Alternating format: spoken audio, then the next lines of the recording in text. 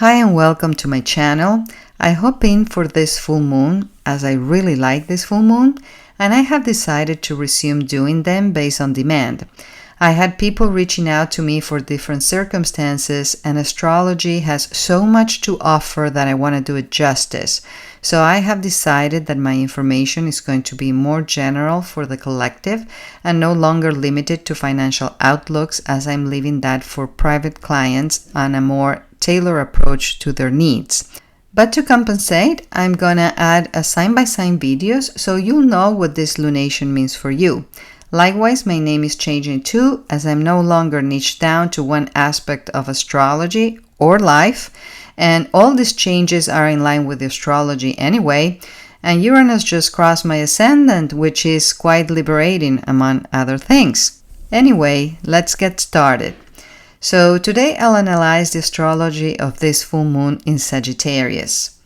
Even if full moons are usually more challenging as situations reach fullness and they tend to be confrontation as the luminaries oppose, resulting in releasings or terminations due to either situations reaching to a peak or confrontations or both, this full moon has a positive outlook as is ruled by Jupiter, the great benefic, which is at 0 Cancer, and Jupiter is exalted in Cancer.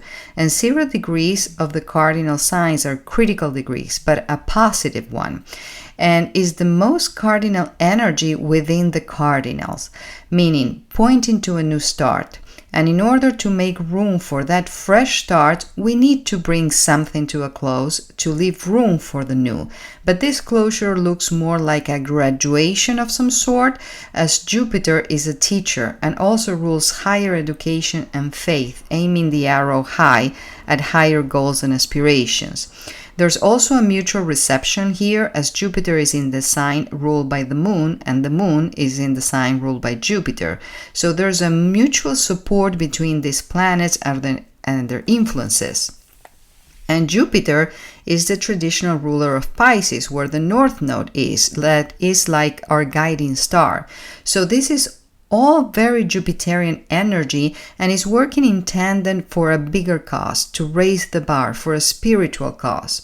Jupiter is also conjunct Mercury, the planet of communication, the messenger of the gods, bringing messages that hit home, as is in the sign of Cancer. Cancer is like the crab, the animal that does not leave the home. And Mercury is also the merchant planet, favoring transactions and business ventures, especially if it is a business that is done from home, like an online business or a home rental business or a home office or a homestead. Because we're coming from and we're still under the influence of the recent Gemini new moon that was ruled by Mercury in its own rulership, though weakened by the sun because it was combust, this prompted new beginnings in the communications and business sectors, and that was witnessed by Jupiter in Gemini too, which, though it was in detriment and weak, was contributing to benefiting that influence. So this full moon works in tandem with the recent new moon and continues the story. Now, the luminaries, the sun and the moon, are at the bending of the Nords of fate, making a grand cross, so we are like at a crossroads between past and future. And we know humans to resist change, and yet is the only constant. Otherwise, there's stagnation and thus decay, and that can be comfortable at first, but only for so long. We are challenged to embrace the new, the uncomfortable unknown, but there's an element of faith.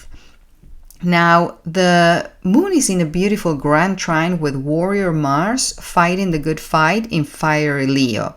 So it's ready to take charge ahead and meeting fire with fire. So there's no stopping us. And it's also in a trine with Chiron too, the wounded healer. That's the place where we hurt, but also where we heal. Because in order to heal, we have to face the hurt first. And is in the sign of Aries, which gets very defensive, but is ruled by Mars, the action-oriented planet, supporting this change because it rectifies things, it sets the record straight, and that brings up closure and healing. Uranus is square Mars in fixed signs, so Uranus in Taurus wants to break free. And Mars in Leo wants what it wants, but none of them wants to yield.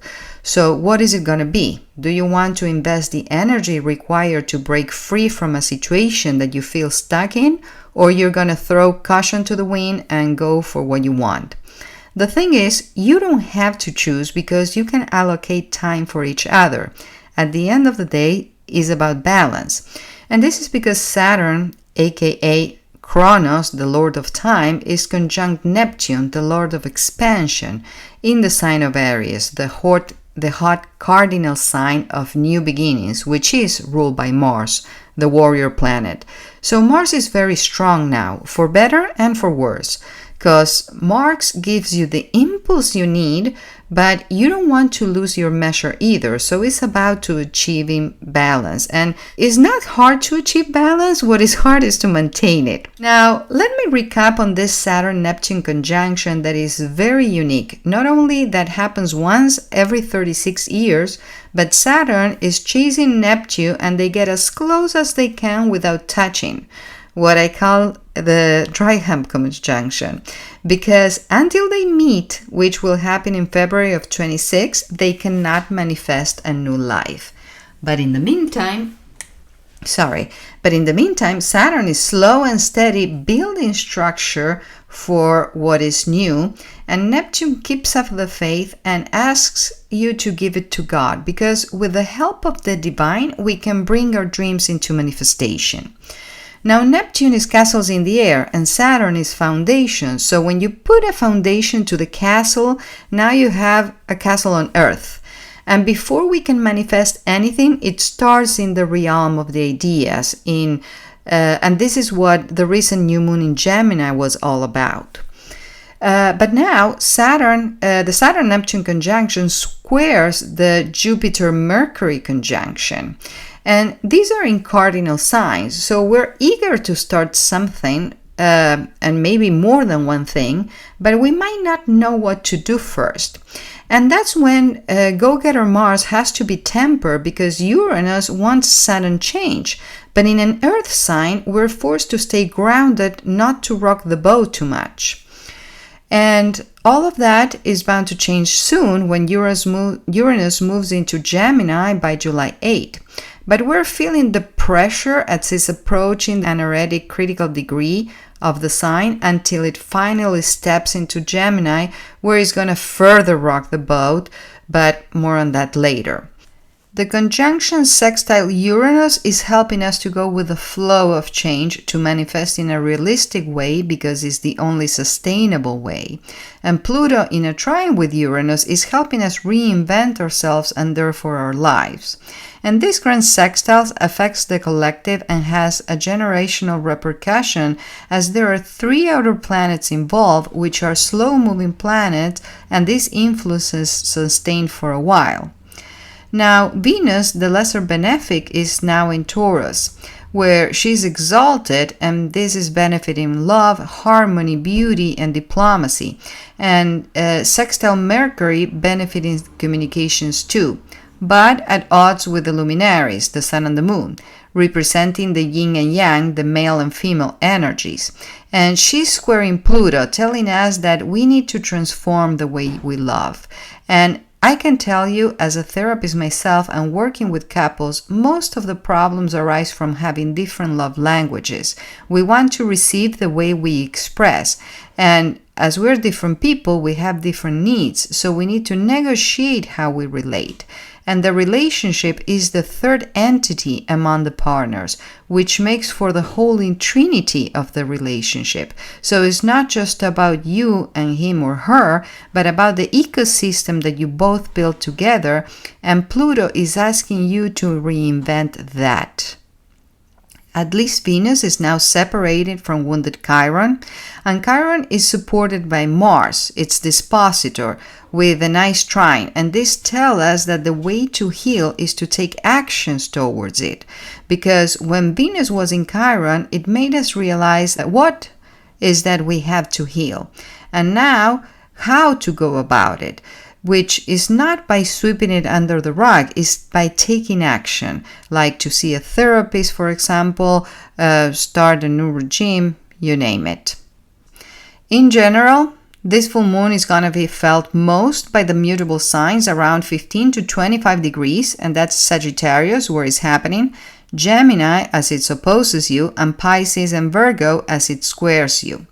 And it's going to be the easiest for the fire signs, also around 15 to 25 degrees, and that's Sagittarius, where it happens, and Aries and Leo, because it's going to trine your energy. And now for the signs, I'll make separate videos for each sign, which applies mostly to the rising, which determines the rest of the house system in your chart and represents your ego and your identity and the way you express yourself. Then for your sun, which is like your soul in this physical world, and finally your moon, which is like your mood and therefore emotional and more internal experience. Now, you can also check the sign in which you might have a stellium, which is a cluster of 3 planets or more, where there's concentrated energy in your chart, and some even like to check the sign where they have the North Node, which is like your mission in this incarnation. And I recommend checking them all, as it's more of a comprehensive reading to understand how this energy could affect you. And for Caps, Sun, Moon, or Rising, this full moon is in your 12th house of endings, spirituality, inner world, and institutions. And the Saturn-Neptune conjunction is in your 4th house of home, family, and roots. And the theme is you're quietly rebuilding your foundation, and this might mean spiritual integration and ancestral healing or emotional release. You have to let go of control and trust the process for the long game. Let go and let God. This can be that you're recognizing your inner light in this universe as a child of God and learning to value and respect yourself as a transcendental being. And you're letting go of survival fears, in which case you won't tolerate any disrespect from others, even if perceived authorities, which can cause you to lose something that in the end is not even worth keeping. And that will leave room for a better energy to come in that is going to find you more centered and grounded. And with the North Node in the 3rd house of communications, writing, commute, and mercantile interactions, also the house of peers like neighbors, siblings, and cousins, and the South Node in the 9th house of beliefs, higher education, and relocating, this is a time where you want to stay local and communicate clearly with others that might want to establish some kind of hierarchy over you or impose a different belief system or pressure you to expand beyond your domain. And with that, I will leave you today. Please share the love and subscribe because it's good karma. It takes me more than a minute to make this and just a sec to like, and it makes a world of a difference for the survival of the channel. Feel free to comment below or make requests. I'll make my best to honor them, and hit the bell for notifications not to miss out. And if you need a personal reading where I can help you the most, my prices are reasonable, so reach out to me at AstrologyByVirginia@pm.me.